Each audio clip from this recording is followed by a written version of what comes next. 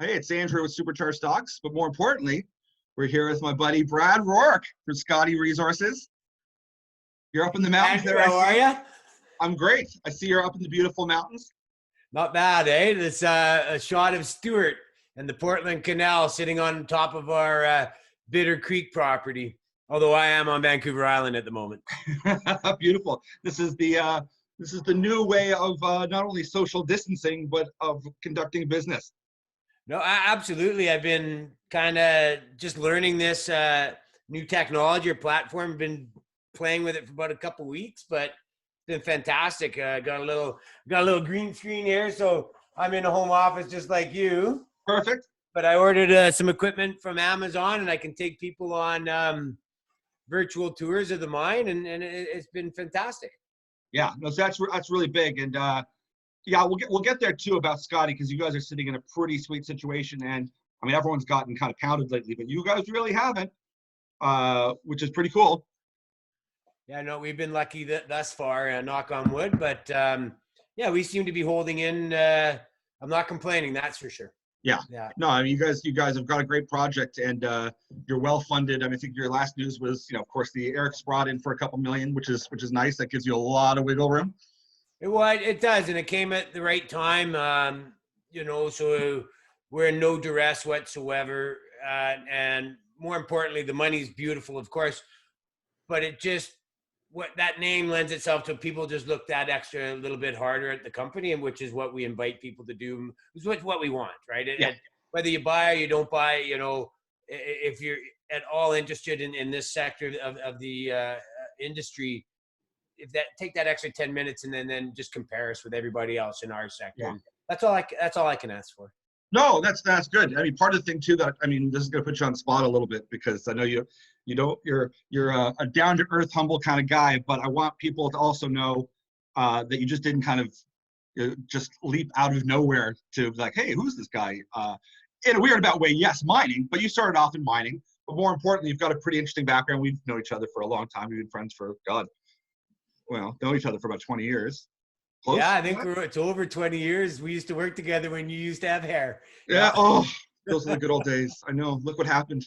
But but the big thing is, and I might get this wrong, so you'll have to charge me on this. But you did have at one point, and may still have, was the record for the second largest IPO in Canadian history. Well, I didn't have to. No, here, I'll change my little background. But yes, that's one of my claims to fame, so to speak. But it's more, I was part of it. I was the original guy that put it together for Athabasca Oil Sands. But we're talking, oh my gosh, this is a long time ago. But I put the team and the initial money together for that. And back then, I mean, it ended up being quite successful. And that was probably just 2.5, 3 years after you and I stopped working together, when we were syndicating real estate and developing real estate together. Yeah. So, but it's good so people can see that you find good projects, and you like. I always say this about you, is that if there's anything to be found in your land package, and you've got a good land package, if there's one guy who's going to find it, it's Brad Rourke. Well, you will find it. I will hire the right guy to find it. Yeah. I'll push the team. So, I mean, nobody can control nature, but I think what interested me with Scottie at the time was it's a past producing mine and then infrastructure, much like what we did in real estate.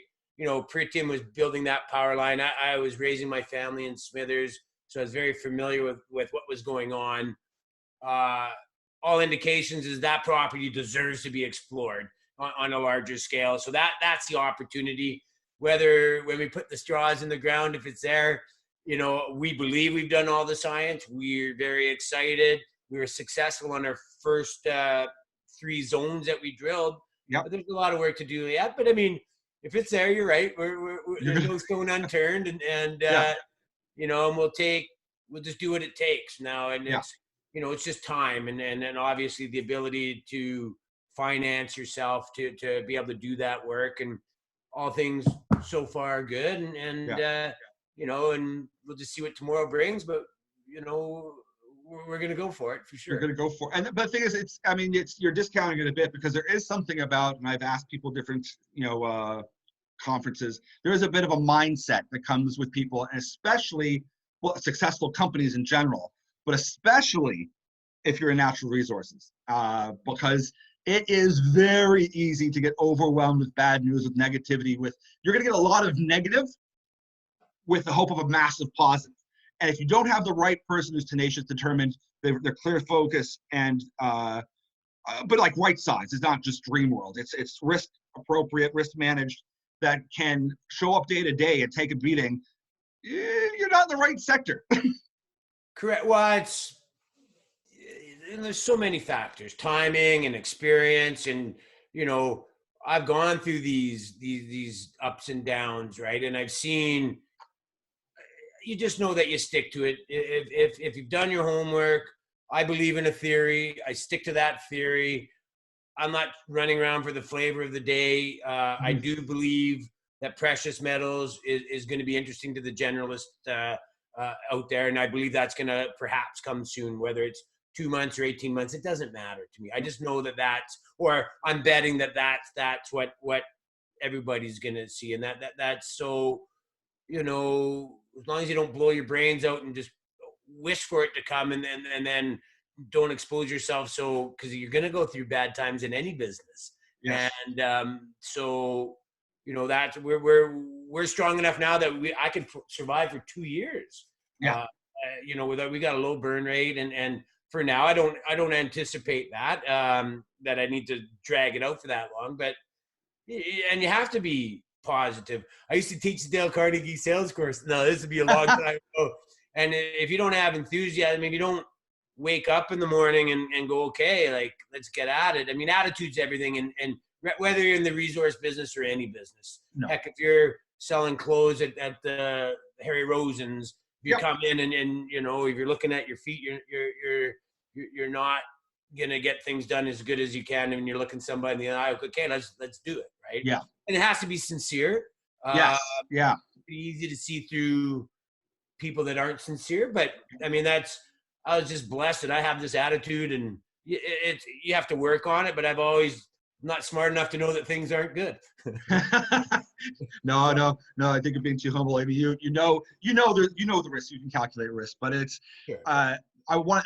On top of that, of just having a general kind of a good attitude, I think it's that there's that, and it's with me as well. I have an absolute conviction that we're going to have a run, and I don't know if it's tomorrow. It's not tomorrow, but I don't know if it's 6 months. I don't know if it's this spring. Maybe you hit massive numbers, and who knows? But it's coming. And the generalist investor, which is usually what I kind of target, not just the crowd that knows mining and drilling and energy, is they're going to be more focused now because they're kind of being forced to. It's I think it's a good time to capture people and kind of remind them. One of the core things in any nation, country, civilization, whatever you want to call it, is energy. And whether that means, oil and gas, energy, nuclear energy, battery metal energy, whatever it happens to be, that is coming. People are paying more attention to it. Never mind the fact that precious metals. I mean, I think that's going to be the lead right off the bat. I mean, people are really talking about gold and silver, and I mean, you're sitting in a spot with a lot of these key materials. Yeah. And what I bet, and it's during these difficult times, which a lot of people in our sector, when you go to these conferences, they talk, they've kind of been talking about gloom and doom for a long time. And we kind of get stuck in this bubble of, okay, we see that coming, but we forget that, the CNNs and the MSNBCs, to them, this is like, and incorrectly, they'll call it a black swan. We never thought this was going to happen. And there's a whole bunch of us sitting there going, no, we didn't know it was going to be a virus, but we knew that this was coming. This whole scenario was on its way. And tell me, just, kind of give me a thought as to, like, right now, we sit in a pretty strange period of time, and you've gone through some markets. You've seen a lot of things in your day, and you've had lots of success, but you've seen some of these downturns. Given a given day, what's a Brad Rourke do? Well, not spend money. I think that's prudent for everybody to kind of, and that's bad for the economy. So I take that in factor when I look at whatever little I have left to move around and such, because, you know, I've been a big supporter of Canadian energy, and, you know, that hasn't played out well for me personally, but I still wholeheartedly believe it, right? I mean, I think Canadian energy is some of the best energy in the world, but we won't go down that road. But what I see here is, you know, there's paradigm shifts happening, right? Yeah. And I'm worried. I'm worried for the general population. I don't necessarily think there's a textbook I could read.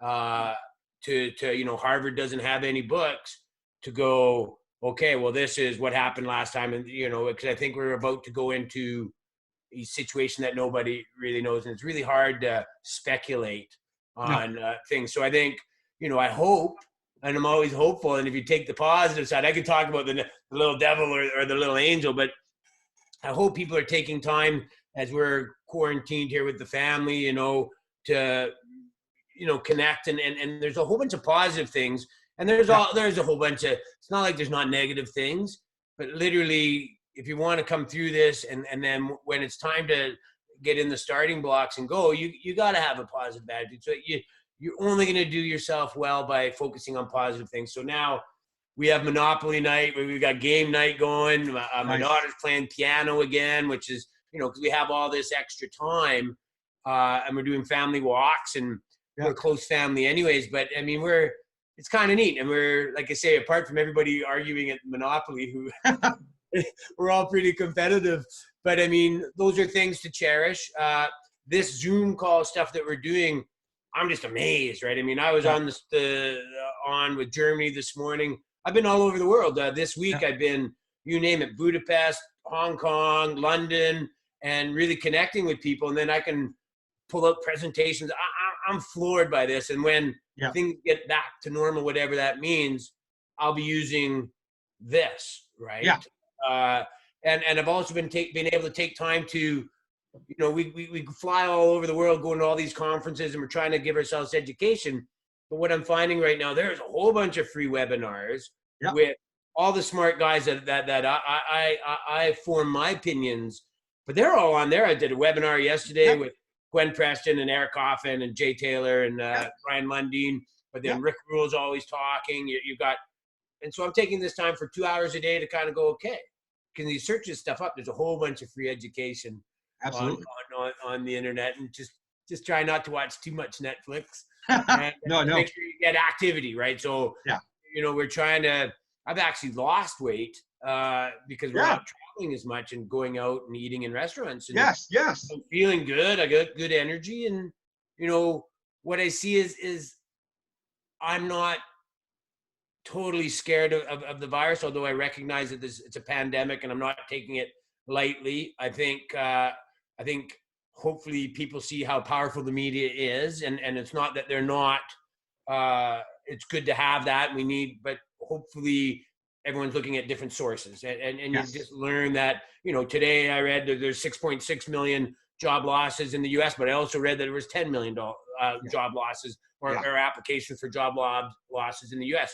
So, and again, you just kind of look, what Zero Hedge was one and CNN was the other. Well, personally read a lot of Zero. I watch them both, but anyways, take the time.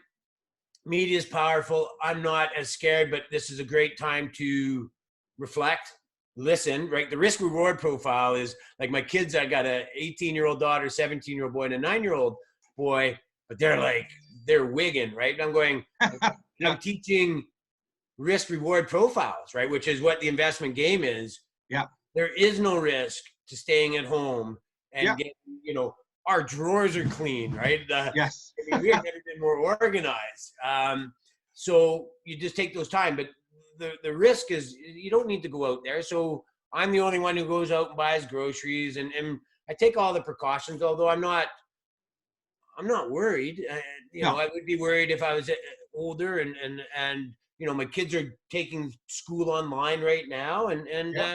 So the risk reward profile is just stay at home. Let's see, flatten the curve and give it time. You know, I think we're probably 3 weeks as we are from Europe. And I've been talking to a lot of people in Europe, and I just go, well, you know, let's get a handle of it. We don't want to overload our healthcare system. And that's because our healthcare system isn't designed for if we have a mass ration. These things I believe, but we're safe, right? Or we generally, I mean, there's obviously not everybody, but for the most part, I don't think we need to panic. It's a great time to educate yourself and, be positive. I mean, whatever normal is, there's no such thing. No. But we're all going to have to live. We're all going to eat. I'm a big Jim Rogers fan. So I've been looking at tech stocks right now. I believe in precious metals, right? Yeah. This technology, if you look at the Zoom stock, ZM on NASDAQ, and I knew it because when 08 crashed, WebEx went crazy. And I remember that, but it wasn't because there was travel bans. It was because everyone was just trying to condense spending, right? Yes. So the WebEx went up. And I remember telling people in January, going, oh, I think this at the VRIC, I'm going, this Zoom call stuff, because I've done a few of them. Of course, I didn't buy it, but I mean, I think it's gone from $60 to $180. And the thing is, I knew it. I saw it. I even told people to do it, but of course I didn't. Too busy doing my own things. So anyway. Well, that's part of, we got caught up, and we can see other patterns that we see in our own industry, but because we're so focused on our own, it sounds simple. Just go, I'll go home and buy it online. By the time I get home and I'm winding down, I'm not going to go look at more stocks. I'm just not. I'm done. And it's true. I mean, I got lists here, and it's the road to hell is paved with good intentions, and I got 100 stories like that. Yeah. But one thing I would say, whether I'm promoting Scottie or not, or if you believe, buying tranches for sure, but don't wait to try and find the absolute bottom. No. I've been successful. I do believe in don't go all in either, but oh my gosh, right? I mean, there are certain things that everyone's going to use every single day. And there's, this is a great time to rebalance, even though probably have a lot less to balance with, but unless you're smart enough to get out earlier. But I mean, don't wait. Have some conviction, because if you're trying to hit the bottoms or tops, it just doesn't. Those are the people that usually they get hurt. Or that's my experience. For I've been playing around in this world since 96 in the public markets, right? Yeah. I started an online grocery store. I don't know if you. I didn't know that. No. Before the .com bust, I didn't start it. I went to run it for Sam Colias, who is Boardwalk Equities. It was called Home Express, and we were killing it. But I mean, then the .com crash happened, and it was over. But then now here you have Amazon delivering groceries. But I ran it in Calgary. Wow, no way. An online grocery store even, and that would have been right before the bust. So 1999, I left mining when mining slowed down after the Windy Craggy decision. I went to Calgary and never owned a shiny pair of shoes, but I ended up running this online grocery store for Sam, and it was a great experience. I mean, the business didn't work, but I learned a lot then. But now here we are 20 years later, and still, the delivery system of everything, it's quite amazing. And I always think about it, No, it's interesting, but you think even when you say it like that, because I remember when that was a big new thing, but it's taken quite a long time for that to be fully adopted. Like people now are it's Fedora, or it's ordering food online, or even now if I want a Starbucks, I can't even order it at Starbucks. I have to order it online on my app, and then I show up and pick it up. Yeah. It's still, even though we've had the technology, it takes a long time for it to become regular daily usage, regular parlance of the day. The adoption rate still is a bit slow. Well, it can or it can't be. I mean, the CD-ROM was gone like that, records forever. So you're right. Yeah. But I mean, literally, we were doing and there used to be a company called Pear Tree, not to be confused with the flow-through fund, but there was they were kind of the best guys out of the U.S. They were called Pear Tree. I could be wrong, but I'm pretty sure I'm right.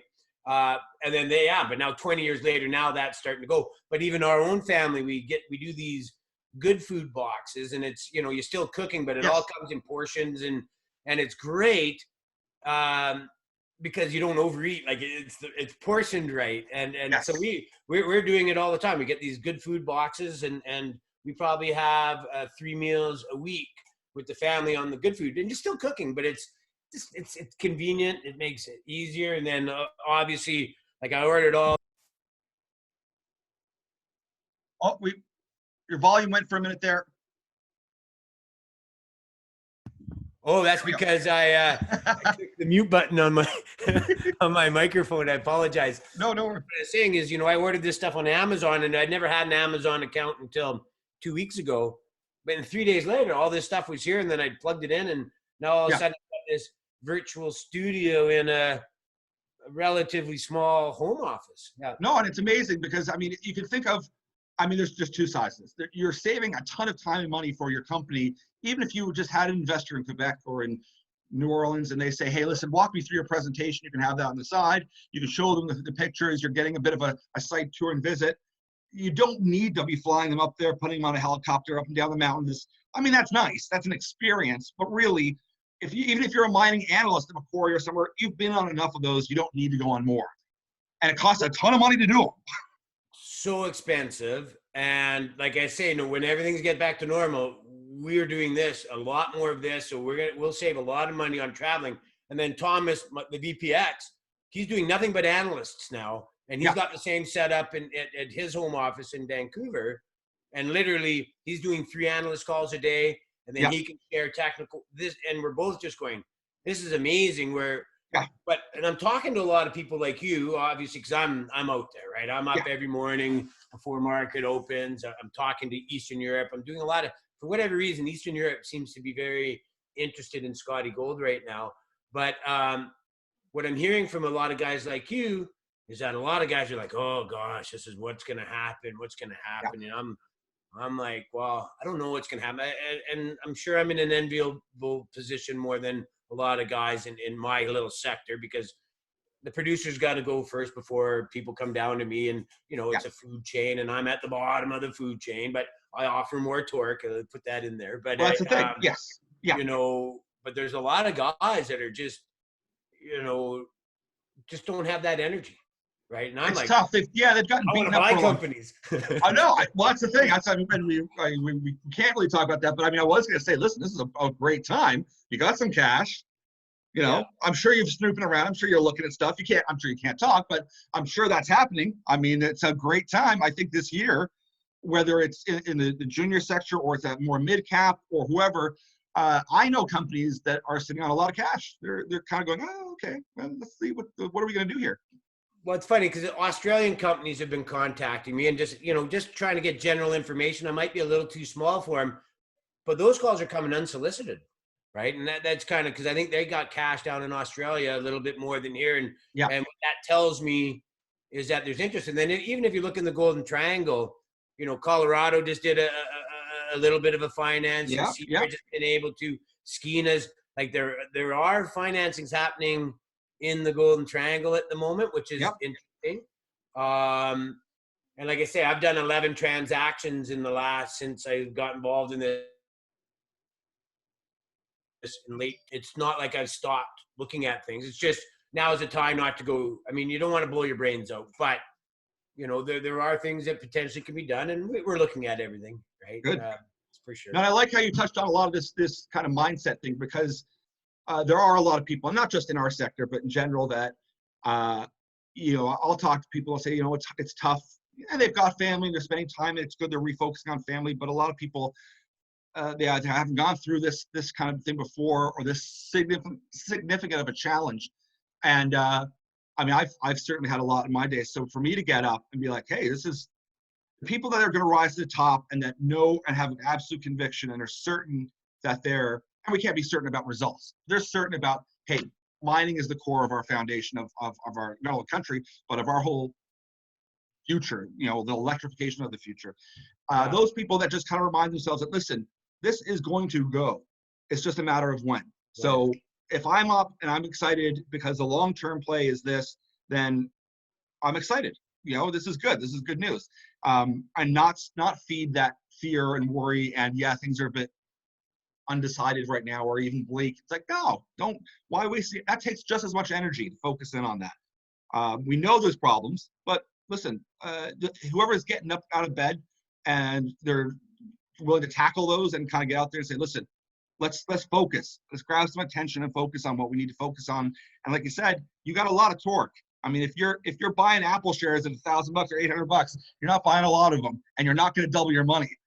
You can double your money on a junior. We're not trying to double anybody's money here at Scottie. We're we think that, understand, this company used to be called a different name. It was called Rotation Minerals. It hadn't anything like we have right now, but it was a $2 stock back in the last bull run. It was, and this company is exponentially different than it was back then.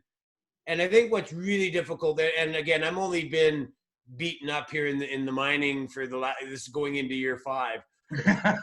But the bear market for a lot of these guys that have been perennial, have done nothing but the mining industry. What, 8-9 years now in an extremely challenging environment. I don't think I've ever gone through that period of a downturn. So, my heart goes out. I mean, but what are you going to do? No, and the thing is I mean, right. you have to look at that chart sometimes and go, okay, either we're never going to use mining materials ever again, which is absurd, or this market's going to turn around and people are going to be forced to look at it. And right now, it's whoever it is, whether it's Warren Buffett who says, I always look for illiquid, irrational markets that are down. I mean, I can't find one better than the junior Canadian market. I mean, of course, someone like that is too big to come into it. But for your average investor, that's who I'm more interested in that person, because I can't guarantee anything, but you have a good chance of making significant gains off of small investments than you're ever going to make off of even going, listen, I think if I buy Apple now, maybe I'll make 30% in 3 months. Well, they're two different, they're two different categories. I mean, entirely different risk assets. At the end of the day, if anybody sells you anything different, they're not, there's nothing. But have we done the work to be able to stomach that risk? And you should only have a small portion of your portfolio with guys like me. But you're right. This is swing for the fence type stuff. Yeah. And and history can show you what kind of torque these things can get, right? Yeah. But 8 years bad market. I mean, and if you lift Jamie Carrasco, I know everybody. Listen, I'm a racist at reading everybody or watching whatever content they put out. The longer we get stretched, that elastic is getting stretched. Yeah. The higher the trajectory, and I'm not. Well, it's funny. I'm probably becoming a gold bug now, which is because I'm drinking my own Kool-Aid. But I just pretty agnostic. I mean, just the commodity. I love commodities. I've done, and this is what I think I have a good handle on it. But now I just go with what's happening, with all the central banks worldwide. Yeah. You just go, how I don't know the case that you can. And then I also, and it's nothing in the immediate future, but I'm pretty big on copper right now too, and trying to look at copper assets outside of the golden triangle. But for 2-3 years from now, because I think with all this money printing and high unemployment rates, governments are not just going to talk about infrastructure spending. They're actually going to do infrastructure building. That's the only thing I can see. Let's say these crazy numbers are as bad as what all these smart guys are predicting, and there's 20 or 30% unemployment rate. Well, regardless, no one's going to talk about infrastructure spending. They're actually going to upgrade old infrastructure. They're going to put in new infrastructure, and that's going to take a lot of copper. So, but that's, again, it's a different business than gold. But I think gold, $2,000 an ounce is not even crazy anymore. In fact, it's almost, I'd be surprised if it doesn't get there. We just got to get through the liquidity aspect of the issues right now. And it's right now it's pure liquidity. That's, and traders are going nuts right now. I'm not a trader, so no. Sometimes, although I've been going, I have these ideas, but if you're trading, then you can't focus on. It's a different mindset, and I'm not a trader, never have been. I don't want to pick tops and bottoms. I don't want to be sitting glued in front of a computer. I just can look and go, this is going up. I'm an investor. And especially for commodities, I like these commodities. And you look at a gold, and I mean, I've been saying this for years, is you can hear people talk about their opinions on this, that, and anything. But the fact remains is central banks have been buying gold, whether it's Russia, whether it's Poland, whether it's Germany repatriating gold, Hungary asking the U.S. for gold back. I mean, you can say that you don't have interest in gold, But if all you're doing is buying gold, that's all I don't care what you're telling me. I care what you're doing. And China's been hoarding gold. Russia's hoarding gold. And Well, I you and remember, I couldn't buy gold today if we wanted no, to. no, You we can't. cannot. I challenge you. Go try and buy a 100-ounce bar, or go try and buy an ounce bar. Yes. Right. I mean, a gold coin, and the premiums on them are Huge. it's very, very interesting. Again, these are things I've never seen before, where you couldn't Yes. buy an eagle or cougaran or anything right now. So they're just not for sale, and the premiums that you can get on the internet are just, the spot price doesn't really. It's interesting, right? And It again, is interesting. That's telling. Yeah. This paper gold situation where it's got to play out. Yes. But central banks are powerful, right? Governments are powerful. Yeah. And I don't have anything I can read and relate to. I'm a big chartist. I look at lots of charts. Yeah. I just go, you know what? But people, less than 1% of people's portfolios are in precious metals right now. Yeah. The narrative a year ago was like, if people just put 1%. What? Yes. The torque could be great. Well, now I think people are going to go, gosh, and I think financial advisors, and once they've, get through this shock and deer in the headlights, are going to go, if you don't have 5 or 10%, and then you have, pretty sharp guys telling you to have 20, 30%. But heck, if we can just get to 1% of the generalist population into precious metals, it's insurance is what it is. 0% interest rates. You just go, it's insurance, right? You got to do it if you can buy it. For sure. Yeah. A couple of years ago, I still work with this company called Worldwide Precious Metals, and I was in talking to brokers, and I know, as you know, I know a lot of brokers and a lot of planners, financial planners, and I was saying, listen, even if you just took your cash position, like, why are you sitting in a GIC? Like, what? That makes 0 sense. You're getting 0.01%. Why don't you just have it in gold? And that was my conversation from 3 years back, was you're going to have at least a shot at something on your cash position, not even on your risk position, on your cash. You might be able to make some money. And that was, gold at $1,100. That's right. And that is, on your cash position. Your number one investment right now is your cash position. Well, and even now, though, a lot of people are saying that, right? There are a lot of people are in cash. You're like, well, okay, great, for temporary, couple weeks here, there, whatever, that's fine. But no, you need to have conviction. And we're not talking about getting rich. We're talking about having insurance. Yes.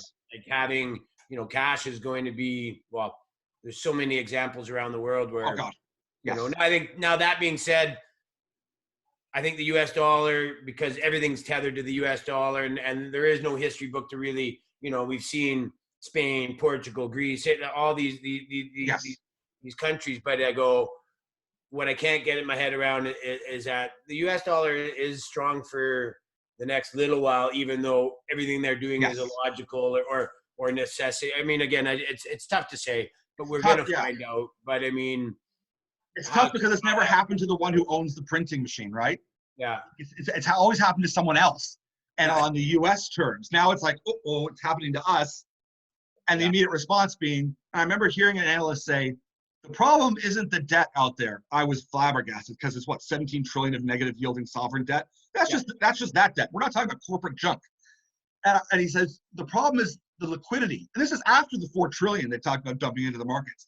And I thought, you're out of your mind. But then I took a second and went, no, he's sort of also right, because there isn't even enough cash to pay these debts, like to even make the coupon payments. It doesn't exist. No, it doesn't even exist. Yeah. And they are printing $1 million a second right now. $964,000 a second. You're going, there physically isn't. The cash doesn't exist, much like the gold doesn't exist in the paper market. Like, the paper doesn't exist in the paper market, which is quite hilarious, right? No. And just to touch on one of the things with the infrastructure, because here's, and it could be La La Land, but we all know about the One Belt, One Road with China. I don't think that's stopping. I don't care what happens. They're not going to stop building out this kind of pipeline, because I think they've got a long-term, almost empire-type state of mind. I'll leave that over there. We'll package that some other time. But you hear now the rumblings in the States of people saying, maybe that's what the U.S. needs to do. Maybe we need to do this massive infrastructure, we're rebuilding USA type idea, where we're going to start manufacturing a little bit more, certainly, and I've heard people's comments on this, is we're going to start making the pharmaceutical drugs. And this is not my industry, but right now, China makes most US pharmaceutical drugs, which is absolutely shocking that you'd even let them take care of all of that for your country. So the hope would be for the mining sector here is that if you want people back to work and you want to get people, like, the best way is infrastructure. And the US needs to do it anyway. I mean, they've got roads and bridges that need work. Never mind if they start saying, let's do the 5G thing. Let's do smart cities. Let's really amp this up and do it right. That's a level of commitment and planning and copper and every battery energy metal you can think of, and silver as well, for all of these long-term goals. That would be ideal, I think, and would set this market on fire. Oh, 100%. And you're right. Again, if that's, they built from concept to finishing. Now, again, I wasn't there, but I've read, the Empire State Building was done in less than 2 years. Yeah, wow. Like, I read that. I was like, how? Like, from boom, boom, boom. But that's what happens, because that was in the 30s, right? Yeah. But you're right. Everyone's talking about infrastructure. Even in Canada, you look at Canadian infrastructure with the Montreal bridges and such. You just go, this is what, in my opinion, that's what a smart government would do. Because if you're going to go on all this debt that we're doing, and you just go, at least let the debt have a hard asset at the end of that debt, which would be the infrastructure, right? Yeah. And then all the environmentalists that hate this, replace all the pipelines. People don't understand, all these pipelines are 50 years old. They're old, yes. So of course they're going to fail. Of course you're going to see, not because we're bad and we hate the environment, it's because the infrastructure is old. This is the opportunity, which would be good for iron ore. It'd be good for so many things. But, if we're going to go through this real difficult time, that is quite a possibility. And again, I'm not apocalyptic. I think I'm always positive, but I go, these are things I see in the future, and like Robert Friedland says, and now everybody's saying it, including my geologist, is all the doorknobs and push on doors should all be copper, because it's an antiviral. Because when we get through this pandemic, there's going to be another one in another 8 years. Like there 100%. Always is. Yeah, there will. There are little things that we should be manufacturing that in our country, perhaps. I'm down for it. Unfortunately, people like buying $700 TVs. Well, if we manufacture them here and you want a minimum wage of 15 or 20 or whatever the next one's going to be, you just go, well, those TVs cost $5,000, right? Yes. I mean, that's just the reality of but I think you're right. We're going to see a slowdown on the expansion of globalization, I hope. And, and I'm not, I think, globalization is distribution of wealth, which is what 25 years ago we all spoke about. That's exactly what it is. But, it's just not as fast as a lot of younger people who don't understand things would like, I suppose. And we won't get into that either. But, but I agree. I think we'll see, medical equipment, drugs. I'd love Canada to take over the drug manufacturing. Absolutely, yes. Because we do generic drugs anyways. I think that's something we're natural. It's natural for us, and then relatively, I think, I'm not so sure our government's not wrecking it right now, but I mean, we're still recognized as one of the better banking systems on the planet Earth. And even with the crazy things that we're doing right now, we're still better. We're more intact than most other countries. I would like to see us export banking technology to the world, right? And I think blockchain has a. I don't care about the coins or anything, but I love that accounting, the blockchain software or infrastructure, anyway. So I think we're going to see, food security, medical security. We should keep that in North America, not, and the US might decide that they don't need Canada anymore, which they don't. But, I'd love to see us share, that, because North America's here. We technically, it should be easier for us to be self-sufficient than anywhere else. But there's certain things that we shouldn't export. And there's a whole bunch of things we can export, right? Here's my kind of final thought too, and I don't want to get too much in the weeds, because I'm going to do an article on this. And this is more of a hope. Is that when we're talking about this infrastructure, we're talking about the pipelines, is that if we could get, the government on side, I'm not going to pick on the government, but the media and even environmentalists on side, say, listen, Norway is often lauded as being the great, climate change activist country and all that. They're a huge juggernaut in energy. They just do it offshore. You just don't see it. So let's not pretend that they don't do it. So if we say, let's be realistic. And yes, we want everything to be electric in the future. Let's give ourselves 20 years, whatever time frame. Can we please optimize what we have as a resource country now and set that time clock right now, get energy going, get oil and gas going, get these pipelines going so we can service our own country rather than having Quebec buying $9 billion or whatever it is off of Saudi Arabia, which makes no sense to me. Why wouldn't we take care of our own country, our own people, get them back to work, build this up, build this future of the 5G technical cities with electricity everywhere and dams, whatever, however that energy is going to come, whether it's hydro and nuclear, whatever. But let's have a realistic conversation and set that bar now and kind of jumpstart.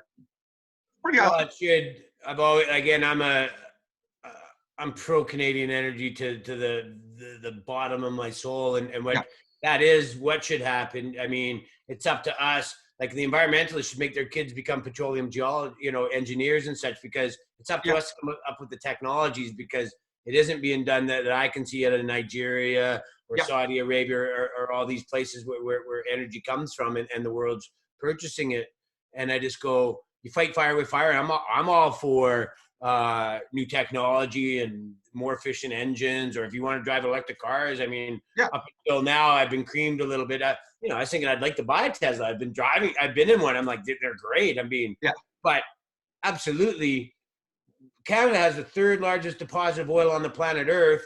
There's a price war going on the planet Earth, and we don't even factor in the price war. Now, price wars are great because it makes people become more efficient, sharpen their pencils, and heck, you can go buy a Big Mac for less.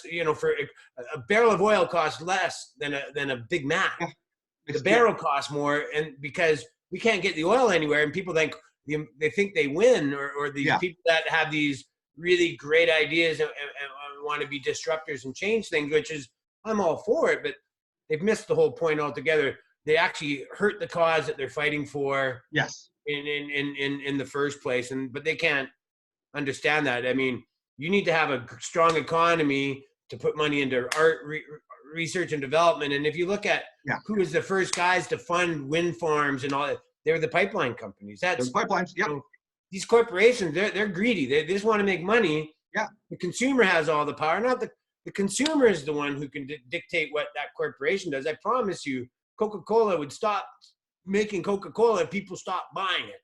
Yeah. Right. And looking at governments I just never understand how anybody wants any government, regardless of what spectrum or what party you want to, why are you looking at the government to, I still eat avocados. I'm sure all those environmentalists, they all like their avocado on toast, but you really shouldn't eat avocados or oranges if you have this big conviction on putting CO2 in the atmosphere. But again, can't get into that. At the end of the day, I think we need to, but Canada should be leading, but we're hamstrung right now. We just can't. And it's fine. These days, I try not to even get into the argument anymore. I just go, I got 3 kids.